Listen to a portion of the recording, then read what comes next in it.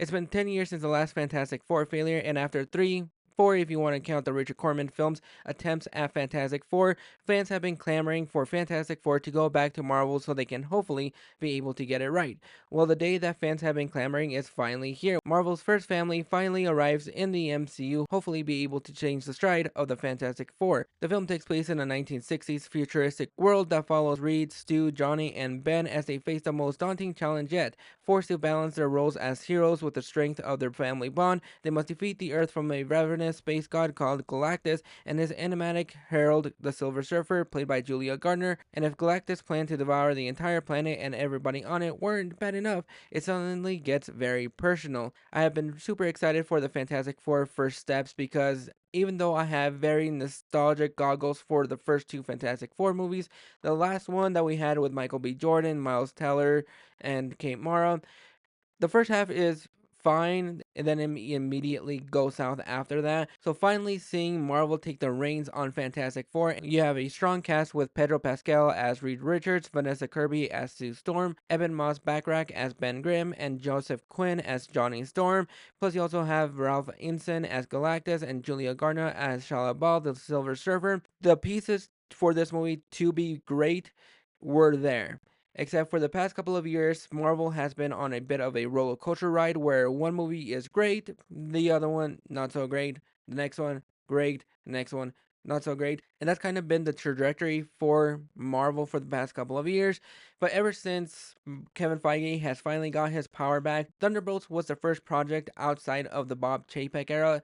And then Fantastic Four, the first steps, was going to be the next step for me to see if this is the part where Marvel is finally back. Because if they could knock it out of the park with two back to back great films that I really enjoy, we're probably going to be going back to the era where the MCU was great. And I cannot be happier that the MCU could potentially be finally back because I really enjoyed Fantastic Four First Steps. This movie had everything that I wanted to be ever since they announced that they were going to be taking the Fantastic Four into their own world and we weren't going to be dealing with anything inside the MCU, so we didn't get any expectations of who was going to show up. This was a contained story, and that's what I really love about this movie. This movie reminded me of the Infinity War era where it didn't need to tie into anything. It was just its own self-contained story that you could tell and you could be as creative and imaginative as you possibly could, and they absolutely nailed it. The first sign of that was getting Matt Shakman to direct this movie because even though the last director was John Watts, I was really curious to see what John Watts would do with the Fantastic Four, but since they got Matt Shakman, the director of WandaVision, that is when my expectations for this movie were sky high and the trailers were fantastic.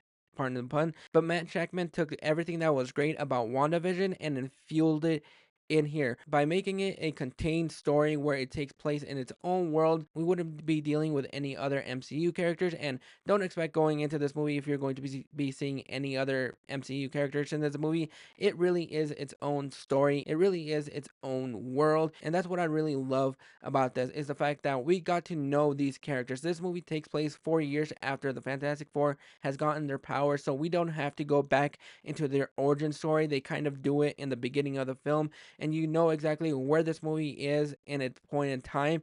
And so we didn't need to spend 30 minutes of the movie trying to get the origin story of how they got their powers. You're just tossed into this world. You know exactly who these characters are. We don't need another backstory. That's the one thing that I really love about this movie. But the thing that made this movie feel very special was the chemistry between the entire cast. The entire cast do feel like family. Where the 2005 Fantastic Four film felt like they were friends, this movie felt like they were family. You get invested in these characters just immediately, and the one thing that hooked me to this movie was just the interactions between everybody. They all live together, they all interact together, you feel that family bond in here, and it's not until like the first 30 minutes of the movie where you get a action set piece, but that didn't matter to me because I just wanted to hang out with these characters. I just wanted to see how they live their lives, how they navigate everything, because they are famous, they are popular, everybody knows exactly who they are, and so they navigate that in a way where they don't feel like they are at the top of the world. They feel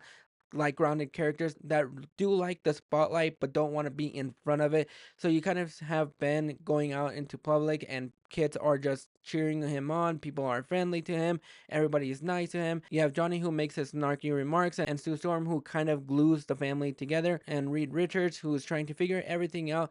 They all are great. From the moment that you see these characters, you just instantly fall in love with them. The fact that they took their time to get us invested in these characters so that when the things start to go down, once the Silver Surfer comes into play, you start to get a little bit more worried. And I absolutely love Julia Garner as Shala Ball. She was fantastic, and the story that they gave her was not one that I was really expecting. It kind of fits the theme of the movie, and that's one thing that really surprised me. But for the first time in the MCU, you finally do have stakes because in the MCU, you don't really feel any of the stakes. With First Steps, you do have a bit of a doomsday clock in here because you have Galactus coming to devour this world, and so you have Reed, Sue, Ben, and Johnny trying to figure everything out to see how they're going to be able to get out of this mess.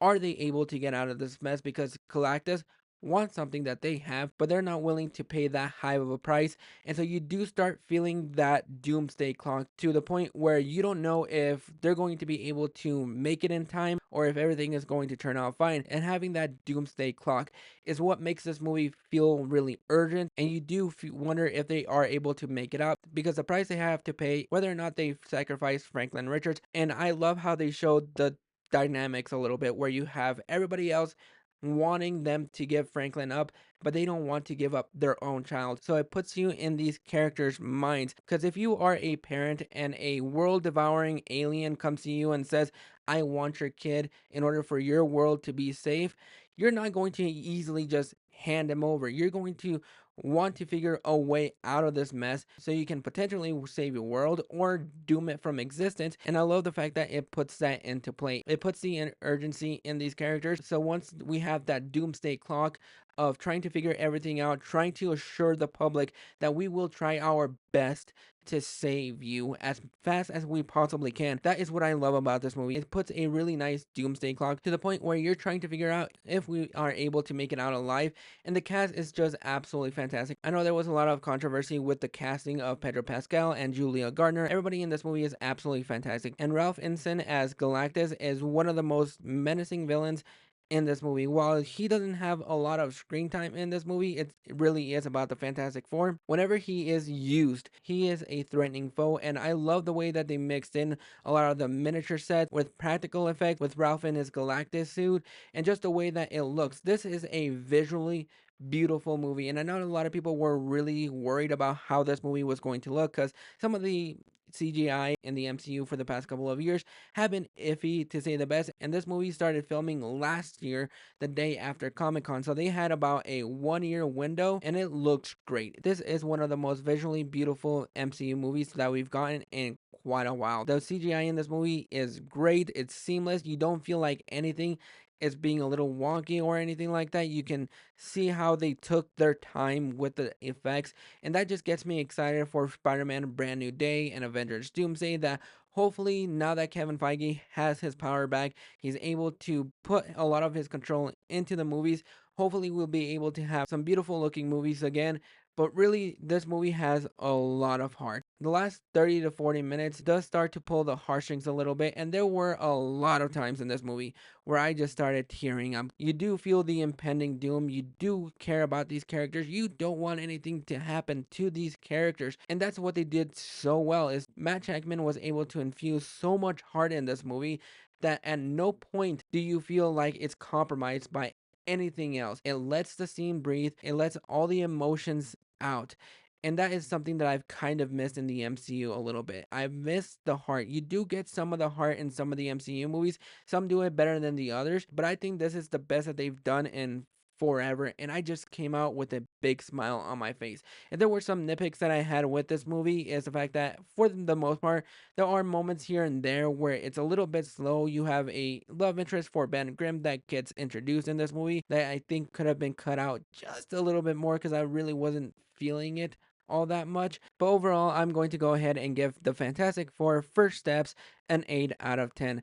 This movie was great from beginning to end. You're never distracted, you're never bored. It has a lot of heart. You care about the characters. The stakes finally do feel high in an MCU movie, which is something that I haven't been able to say in forever. Even with Infinity War, it was a race against time to get the Infinity Stones before Thanos came and wiped half of the population out. Even then, I never felt the stakes, but here you do, because you don't know exactly what's going to happen, whether or not they're able to make it out of this situation alive. And a lot of that has to do with how they handle the characters. You care about the characters, you care about the conflicts. Everybody came and pulled their A games.